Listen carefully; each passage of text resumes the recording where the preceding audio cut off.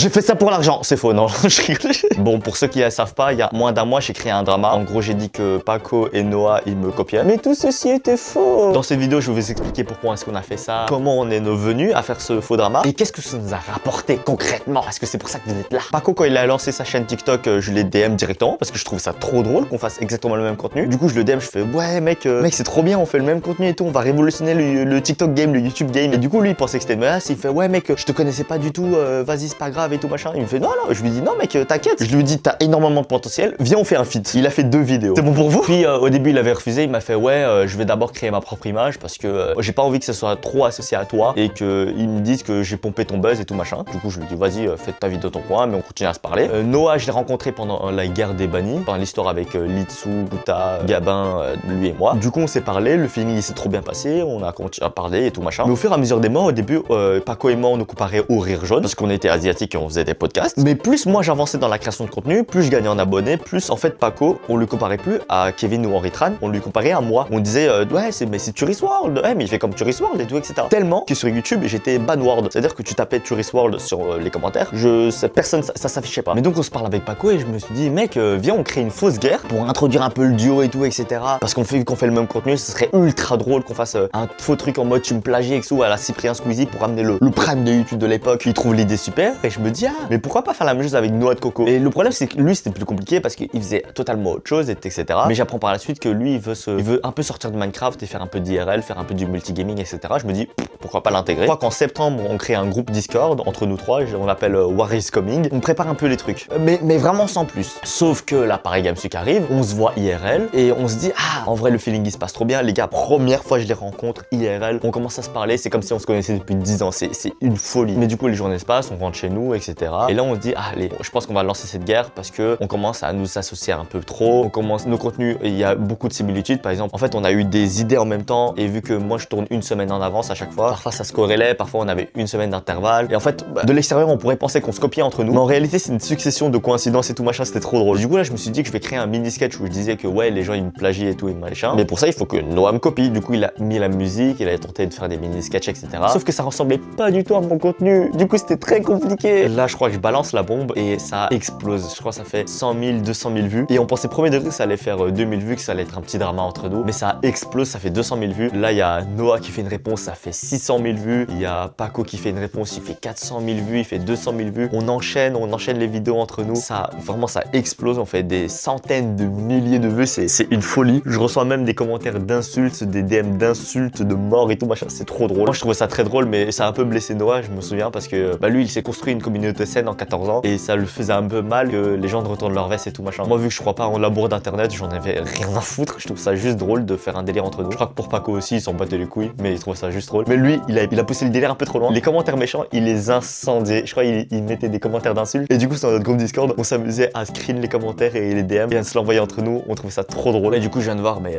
là, ça partait trop lent. On faisait des parodies de l'autre, les gens comprenaient pas. On faisait vraiment des centaines de milliers de vues à chaque fois. C'est une folie en vrai, maintenant je m'en rends compte. Alors que vraiment, vous scrollez une semaine en avance. Je faisais une vidéo en disant ouais, merci, j'ai passé des super moments. Et à un moment donné, on voit Paco, Noah. J'avais fait des lives avec eux et tout machin. Du coup, ma core commu, ceux qui me connaissent depuis très très longtemps, eux ils savaient que c'était un petit troll et tout machin. Mais je crois que ceux qui me suivent de très très peu ou de très très loin, là eux, ça les a réveillés. Ça, ils voulaient de la baston en fait. Puis à un moment donné, on se rend compte que ça va trop loin parce qu'il y a même des influenceurs qui le prennent premier degré, notamment Yo-Yo. Mais on s'est expliqué en DM en disant que c'était une blague qu'on se faisait entre nous. Et on s'était dit ouais, ça va trop loin. Venez, on va à Bruxelles et on fait une musique. Un peu comme on fait la paix de Squeezie, Cyprien, Bigorneau Coquillage. Donc le 24 novembre, ils viennent à Bruxelles. On décide de préparer des vidéos en avance. Moi, pour ma part, c'était facile d'avoir une semaine d'avance. Les deux autres, ils avaient quelques jours d'avance, mais c'était assez compliqué. Sachant qu'on a prolongé notre séjour parce que c'était beaucoup plus compliqué qu'on le pensait. On pensait déjà boucler le son en 48 heures. C'était, spoiler, impossible. Du coup, lundi, je reçois la prod de Natsu qui faisait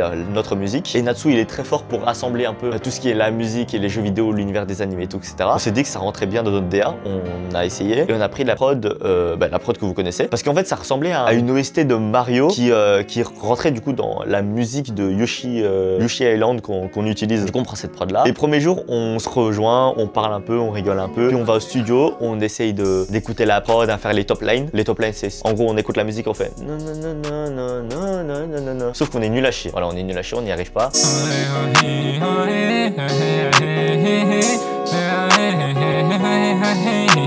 on essaie d'écrire les paroles. Le deuxième jour, on décide d'envoyer un message à Lokito, qui lui est un expert dans le milieu. C'est lui qui nous aide à trouver les top lines, les scripts, etc. Dédicace à eux deux qui nous ont grave aidé. On parle, on discute, on apprend les top lines, on prend les bonnes top lines qu'on a, puis le troisième jour, on écrit nos trucs et on commence à faire une V1. Et vous allez voir notre évolution. Regardez la maquette, du coup, le premier jour, ce qu'on avait proposé. Ça me rend tristounet tout ce qui s'est passé entre nous. Au lieu de se clasher, on pourrait s'amuser comme des fous. Tout ça pour un concept et une musique qui nous appartient. Et venez, on fait la paix, on se pose, on discute de notre tracas. Et la version finale. Ça me rend triste, ce qui nous arrive.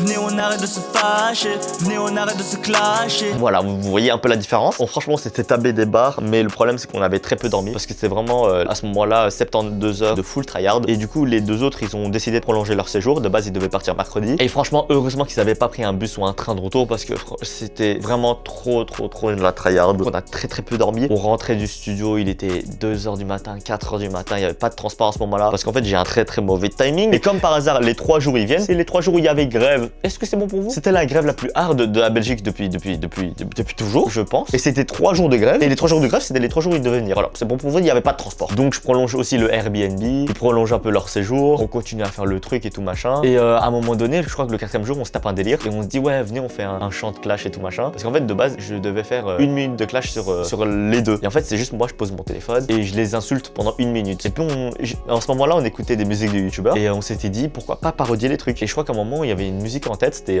Weshden, Coco. Parce que noix de coco, Coco. Et je disais, ouais, pourquoi pas faire un clash sous la musique de Coco. On se tape le délire, on écrit les paroles, on le fait en studio. Ça nous prend 1 heure, c'était giga rapide, mais le résultat est beaucoup trop drôle. Et en fait, 5 jours, déjà, c'est énorme parce qu'on apprend un nouveau métier. On ne chante pas de base. Aucun de nous trois n'a des compétences en chant. Et en plus, on est créateur de contenu à côté. Du coup, on doit créer du contenu. Et on doit écrire et tout, etc. On doit répondre à nos clashs. C'est pour ça que parfois, vous nous avez vu qu'on n'était pas dans le décor habituel parce qu'on écrivait nos trucs. En fait, on tournait nos trucs, nos propres trucs. Et de base, on voulait même tourner des trucs à 3, sauf qu'on n'avait pas du tout le temps parce qu'on était bousillé par la musique. On était sous nuit blanche. Voilà, on n'a pas dormi du tout pour peaufiner le truc. On chante. Natsu, il commence à mixer le truc et tout, etc. Il met de l'ambiance, etc. C'est trop drôle, c'est trop. On s'enjaille. Donc le jeudi très tard le soir et le vendredi la nuit. En fait, parce que c'était le début, il était 3h, 4h du matin. On décide un peu de faire le clip, on s'amuse, etc. On voulait faire un clip très complexe. On a vu les clips de youtubeurs, on s'est dit, ah, pourquoi pas faire simple en fait. Donc on a fait un truc très simple. Et le 5e jour, je l'ai fait visiter BX. On a dormi jusqu'à midi 13h. On s'était couché à 5h du matin parce qu'on a décidé de profiter un peu parce qu'on avait vraiment passé 4 jours de tryhard. On s'était dit, allez, le 5e jour, on fait un peu le clip, mais c'est du fun entre nous. J'explose Noah sur le tennis. Voilà, il a trop le seum. Du coup, on a joué pendant 2-3 heures du 1v1 parce qu'il avait trop la rage qu'il perdait alors que moi j'étais assis, je jouais tranquille. Lui, il tryhardait. Il rentre chez eux, je rentre chez moi. On fait nos obligations. Eux, ils tournent leurs vidéos. Moi, je vais au resto avec ma famille. Lundi, je m'amuse à faire le clip, à synchroniser un peu la voix et tout, le texte. En même temps, on essaie de un peu se clasher entre nous. Sauf que on devait finaliser quelques trucs dans le clip, notamment quand on avait un peu le seum et on se lève entre nous et tout machin. Sauf que chacun d'entre nous, on est assez occupé. En parallèle, moi, je parlais avec BLZ, du coup, un youtubeur qui fait du drama, qui parle de trucs un peu polémiques, etc.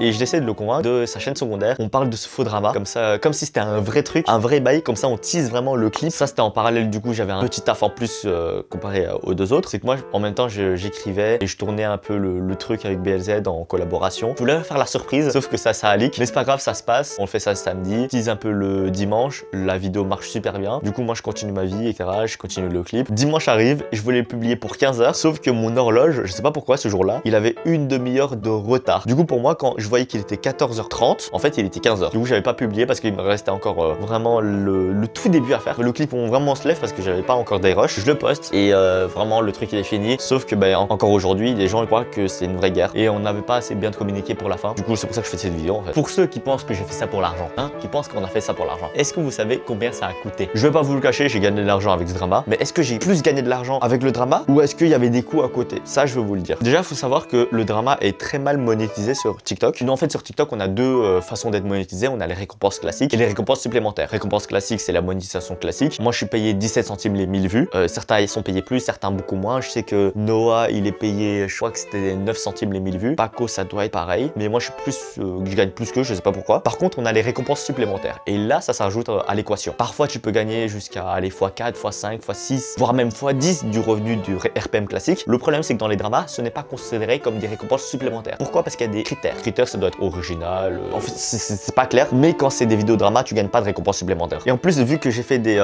vidéos réactions, par exemple la vidéo où je parodie Noix de Coco en faisant une vidéo parodique, cette vidéo n'est pas monétisée, elle est même pas originale, du coup elle a même pas la monétisation classique parce que c'est considéré comme contenu non original. Et franchement j'ai le seum parce qu'elle a fait je crois 600-700 000 vues. Du coup j'aurais peut-être pu gagner un petit billet dessus. Mais je vous le cache pas, avec le drama j'ai quand même gagné un petit 300 € pour ma part. Et je suis celui qui a gagné le plus de nous trois. Si je devais faire une estimation parce que j'ai fait le plus de contenu, et le plus de contenu qui a fait 1 minute, sachant qu'il y en avait quelques-uns qui avaient les récompenses supplémentaires, on sait pas trop pourquoi, mais d'autres où on l'avait pas, etc. Mais je pense qu'à nous trois on a dû gagner, allez je dirais un bon 600 € pour nous trois. Mais what? Mais 600 € c'est énorme. En fait vous êtes juste là pour l'argent. Voici maintenant combien ont coûté les frais. Alors déjà la prod, le mixage et tout ce qui est pour Natsu, ça a coûté 150 € parce que oui ils se font pas ça bénévolement. Kumo Creation, là où il y avait le studio, heureusement ils nous ont pas fait payer les frais, du coup grosse dédicace à eux, énorme merci à eux de nous avoir emprunté les locaux. Et le poteau Lokito qui nous a coûté 300 € pour tout ce qui est pour dans 2 jours en fait, parce qu'il nous gérait l'écriture, la top line, etc., etc. Voilà, il nous a fait un petit prix, c'était fort sympathique. Du coup pour tout ça, ça a coûté 450 €. Donc il nous reste 150 € de bénéfices purs. Mais c'est pas fini, je dois rajouter à ça les frais d'Airbnb qui ont dû coûter quand même 400 € pour 4 nuits, plus la nourriture, je ne vais pas le comptabiliser parce que ça revient vite très cher, et les transports parce qu'il n'y avait pas le métro pendant 3 jours, du coup on a dû prendre le vélo, parfois on a dû marcher parce que en fait Paco ne veut pas faire de vélo, du coup on a dû marcher beaucoup pendant des heures, merci à toi. Et on a fait un peu notre compta, on a fait notre estimation, ça nous a coûté pendant tout ce projet, pendant ces 5 jours, entre 1000 et 1200 €. Alors 1200 € contre 600 € de bénéfices, est-ce qu'on a fait ça pour l'argent? Je crois pas. Ah, je crois pas. Mais donc pourquoi est-ce qu'on a fait ça si on n'était pas en bénéfice? Tout simplement parce que ça nous faisait kiffer, c'est trop drôle de faire ça, un faux drama et tout machin comme à l'époque. Vraiment on voulait vraiment faire les trucs comme à l'époque. Dites-vous quand on était au Airbnb, on a regardé la vidéo de Squeezie qui voulait faire un hit de l'été en 72 heures. Quand il a fait aussi une musique des années 90 en 72 heures, en 48 heures, je sais plus trop. Et quand on regardait la vidéo, on s'était vraiment senti en eux parce qu'on comprenait tout. On était au même setup qu'eux, on cadrait autant qu'eux et c'était trop bien en fait. Donc on voulait vraiment ramener le prime, on voulait faire une Squeezie Cyprien parce que ça nous a manqué ce genre de contenu sur YouTube. Donc on voulait vraiment ramener ça. Le problème c'est qu'on aurait dû mieux gérer la com parce que 3 semaines de drama c'est assez compliqué. Mais bon, on s'est fait kiffer, on vous a fait kiffer, c'est le principal. On va regarder quand même les commentaires négatifs qu'il y a eu dedans. Regardez mes DM. Mes DM c'était monstrueux,